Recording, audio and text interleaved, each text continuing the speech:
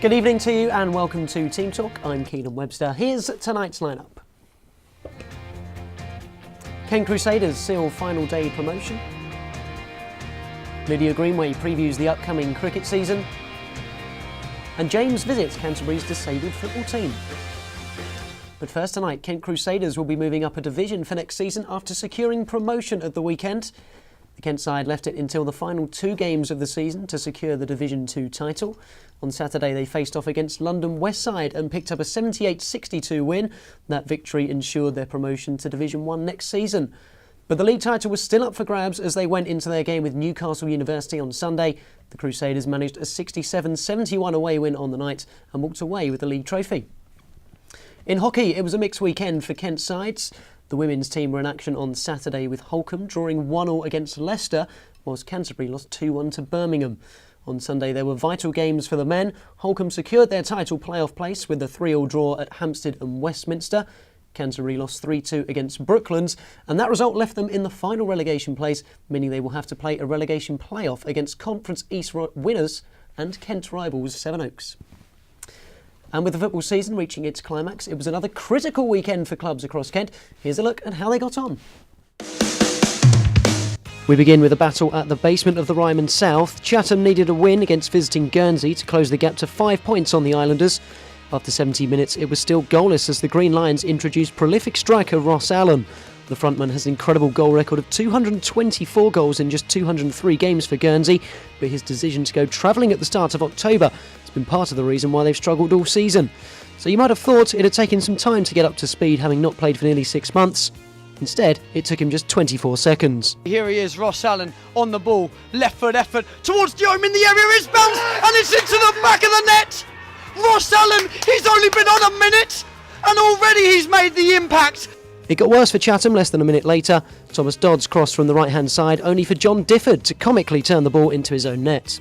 The hosts got themselves back into the game 12 minutes from time, courtesy of Justin Ashiri's spot kick. But ultimately it proved fruitless for the Medway outfit as the Green Lions scored a third soon after. Here's Diome, can he pull it back for Allen? He's missed it, now Young, and Craig Young has sealed all 3 points.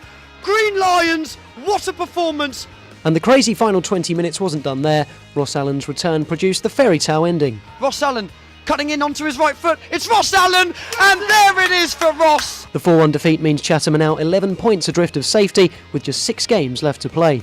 Elsewhere, Faversham hosted East Grinstead, hoping to continue their strong 2017. It took them just 7 minutes to take the lead as Matt Bourne's crisp half volley found the net. The second came 15 minutes later. Renford Tenue crossed for Liam King to prod past the fumbling Joe Carter. It was a quick start to the first half, but an even quicker start to the second. Liam King beautifully controlled a long ball before slotting home the third.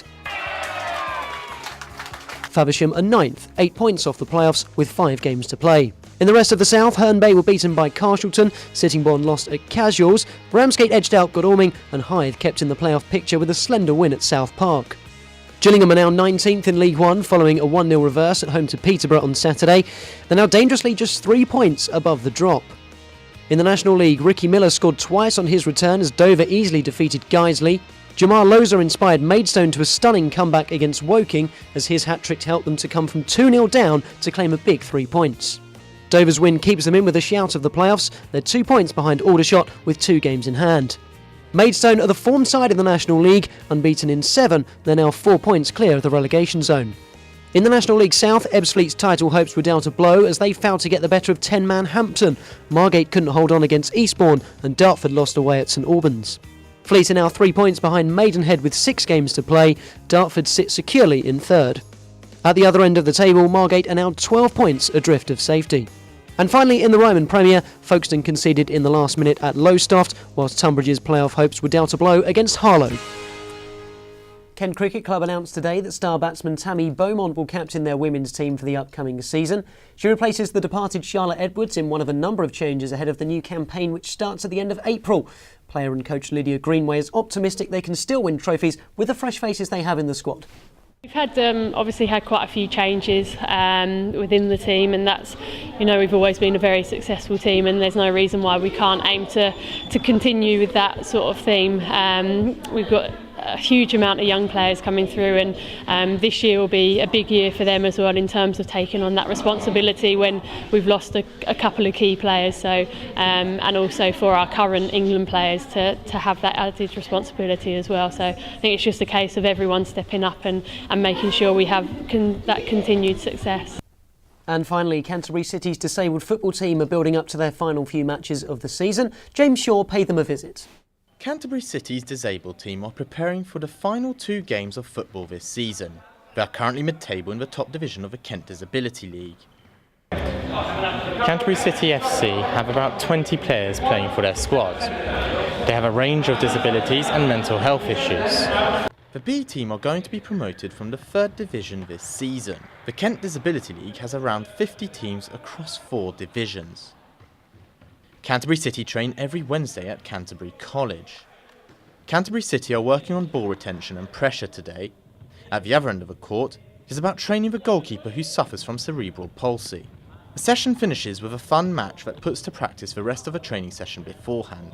Billy Phillips has been the manager for 9 years now, and along with a few of the players has been able to create a core group at the club. They're all great players, and they all enjoy coming. That's the main thing really. They enjoy coming to the sessions, they enjoy getting involved, and whatever their ability, there's a place for them. So yeah, it's great. It's coming along well, and yeah, like they get on really well with each other, and they just enjoy these sessions really. It's just a chance to let off some steam and to gel as a team really. Josh Russell has also been around for almost 9 years. Josh suffers from dyslexia but enjoys the sessions. Yeah, it's like, you know, you look forward to it like throughout the week really. Yeah, it made us stronger as a team, and in the league it makes us like, you know, better, you know, in a better position than some teams who are like, you know, new into it. As the final whistle blows on another good training session, Canterbury City are one of many clubs in the country that are stopping the discrimination and stereotypes of disabled football. This is James Shaw for KMTV. That's all from us this evening. Don't forget to follow us on Twitter, Instagram and Snapchat using the handle KM_Team Talk. We'll be back again next Monday with all the latest sports stories from across Kent.